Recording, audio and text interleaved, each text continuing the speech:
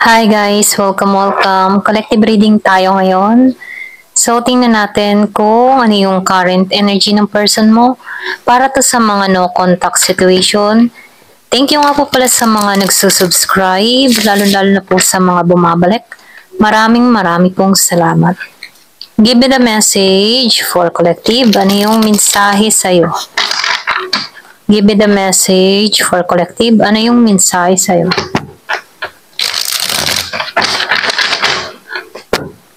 Give me the message for collective. Ano yung mensahe dito?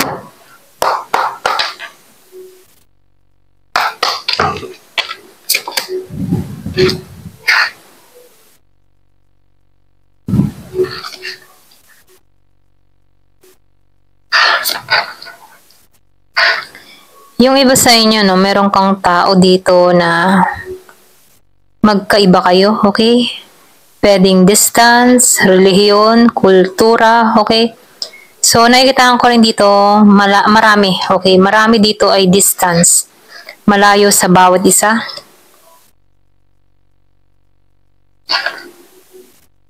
Nakikita ko dito, no, hindi naging hadlang ang layo dun sa iba, no?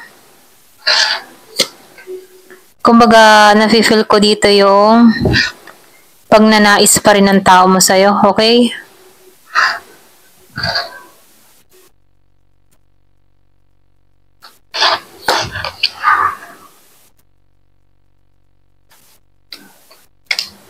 So, nakikita ko dito, yung iba sa inyo, kahit malayo ka dito, hindi pa rin nawawala yung nararamdaman niya, okay?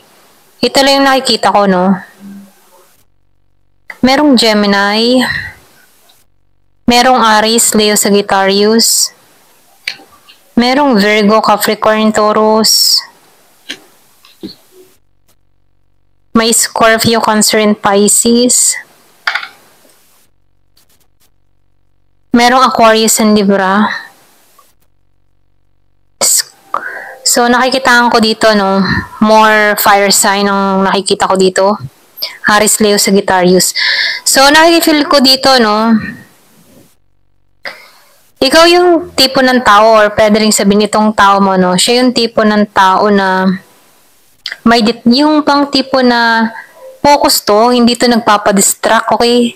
Mas naka-priority to sa kanyang stability. Malakas din yung Taurus. Merong Year of the Dog.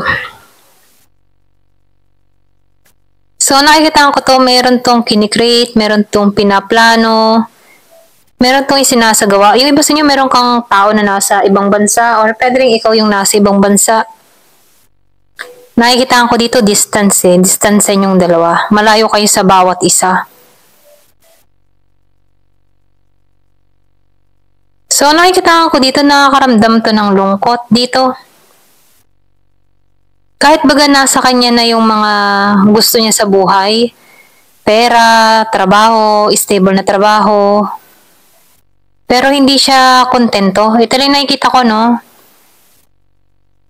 Yung bang tipo na meron siyang, yung meron kulang sa kanya, meron siyang hinahanap na kulang sa kanya. Pwede yung iba sa inyo matagal na panahon na wala kayong contact, or pwede rin sabihin yung distance yung isa ding naging dahilan, ano? Kumbaga kahit yung distance dito ay malayo kayo sa bawat isa, hindi nawala yun. Pero ang distance din na ito, yung naging dahilan kung bakit unti-unti na nakalimot, okay? Pwede ikaw nakalimot dito.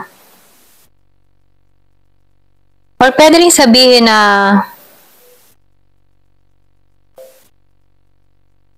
yung distance ang dahilan kung bakit nalulungkot itong tao na to. Ito lang nakikita ko, no? May nalulungkot.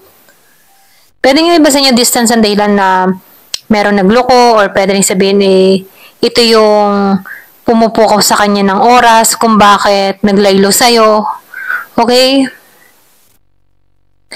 Yung iba sa inyo nakikita ko dito na meron kang sariling bahay, or pwede rin itong tao na to, meron tong sariling bahay. Or pwede rin meron siyang kinikreate dito, okay? Plano niya magkaroon ng bahay.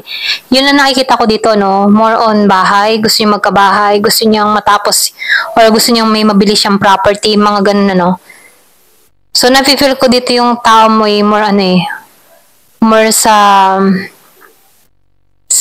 trabaho, dun siya nakafocus, okay? Bagamat naiisip ka ng tao na to dito sa The Lovers, ano, kasi andun pa rin yung pagmamahal, ano. Meron ako nakikitang naging hadlang sa inyo, okay? May mga tukso, okay, sa pagitan nyo. Pwedeng merong pumukaw or merong nagkaroon dito ng gulo sa pagitan nyo kasi nandun yung pagmamahal pero merong pumagitna or merong sumira or pwede rin sabihin merong third party. Kumbaga yung third party dito ay yung oras at panahon, ano.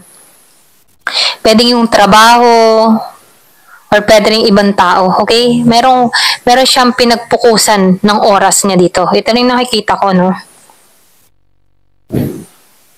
Pero ganun pa man, nakikita ko dito na itong tao mo, gusto nito makipagkasundo, okay? Gusto nito makipag-compromise sa'yo.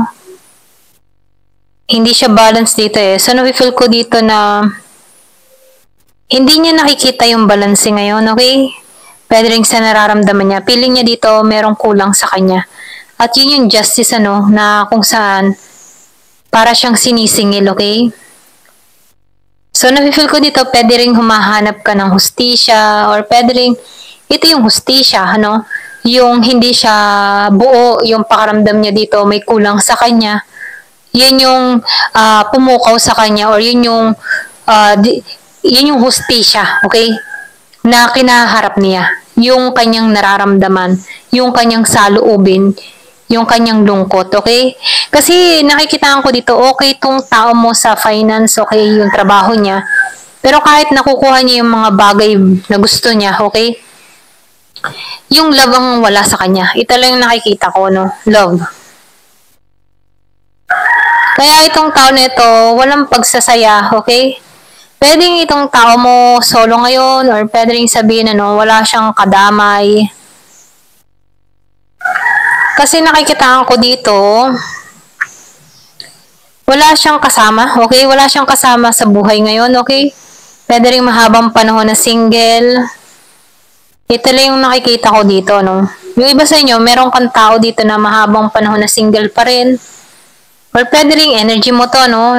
Yung mahabang panahon na single, wala kang kadamay, naghahanap ka ng makakasama. Pero nafe-feel ko dito, hindi pa rin to nawawala ng pag-asa. Okay, andun pa rin yung pagnanais ng tao neto.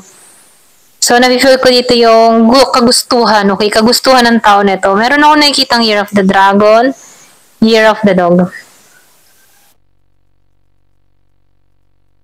Ayan, ito lang nakikita ko. So, tingnan natin kung sino to, okay? Itong nakakaramdam ng ganito. Kung person mo ba to, okay? Give me the message. Sino tong nakakaramdam ng ganito? Na okay naman lahat para sa kanya, pero love ang kulang sa kanya. Okay? Ito yung nagpapalungkot sa kanyang nararamdaman. Ayan.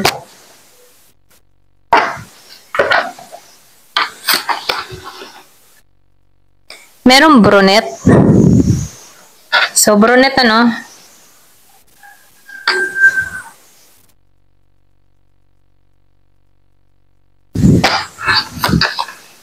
Merong older. Yan. Older than you. Yung iba sa inyo, meron kang kadiling dito na mas matanda sa'yo. So, nafe-feel ko yung iba sa inyo, merong peklat. Okay? May peklat itong tao mo. Meron siyang peklat. Pwedeng sa muka. So, nakikita ko rin dito, mahilig ka magsuot ng pula or favorite color niya ang pula. Okay? Nakikita ko dito yung tapang ng tao na to. So, ganito pa rin yung energy niya, no? Confident, okay? Or pwede rin sabihin na mahilig talaga siya kahit sa pananamit niya, kahit yung attire niya, red, okay? Love niyang red. Yung iba naman sa inyo, pareho kayo ng height, okay?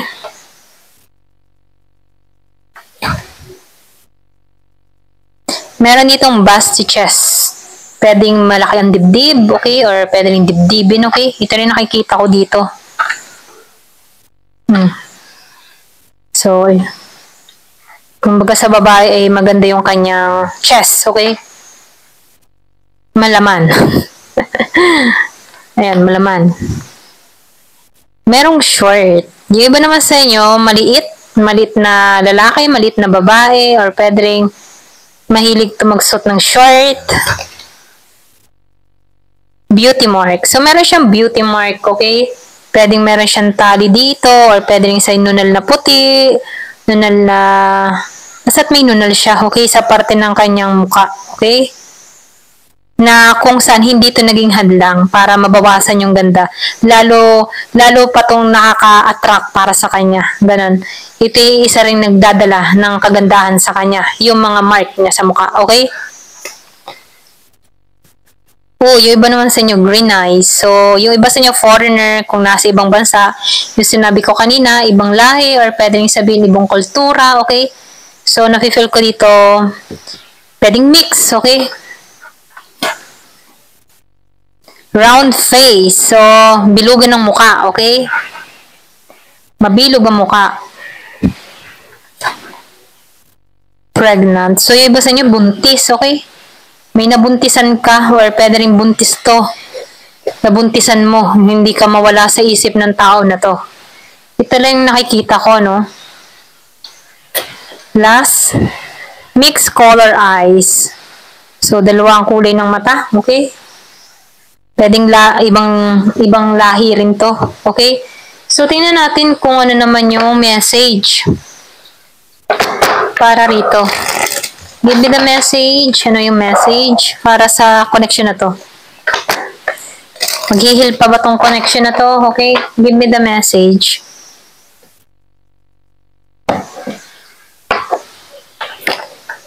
Wild. Oh, may wild. So, nakikitaan ko dito. Kung titinan mo dito, ano, nakasuot yung babae ng red. So, nafe-feel ko dito, mahilig talaga sa pula. Okay?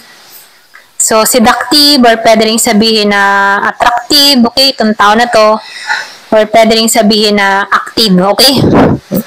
Ito lang nakikita ko. So, merong Year of the Dragon. Pay attention to sign. So, meron ka dito, binibigyan ka dito ng sign, okay? Pay attention. So, meron tong talino, okay? Meron tong karunungan, itong tao na to. Or pwede rin sabihin na meron kang mga natuklasan dito, okay? Sexual art. So, nafe-feel ko din dito, siya yung tipo na tao na pag kayo ay may intimacy, hindi lang basta intimacy, ano, full of art, okay? So, pwede rin sabihin na meron kayong mga sinasagawa, okay? Ayan, nasa sa inyo na yun. Ayan, ito lang nakikita ko dito. So, meron ditong say what you mean. So, nakikita ko dito, meron kang mga nasabi dito, okay? Ito lang nakikita ko. Na kung saan ay pwede ring bumakas sa tao na to, okay? Or pwede ring tumama sa kanya, okay? May mga matitindi kang sinabi dito. So, meron kang na-discover, okay? Meron kang na-discover sa buhay mo, or meron kang nalaman about dito sa tao na to, or pwede rin sabihin nalaman mo kung ano yung purpose mo talaga, okay? Pamula nung nakilala mo tong tao na to. So, love. Merong love, okay? Pwede rin sabihin na palagi ka pa rin iniisip ng tao nito kasi lumabas yung the lover eh. Mahal ka pa rin ito. Nakatuon pa rin to sa'yo, okay? Ito lang yung nakikita ko. Ayan. Thank you for watching. Love and peace.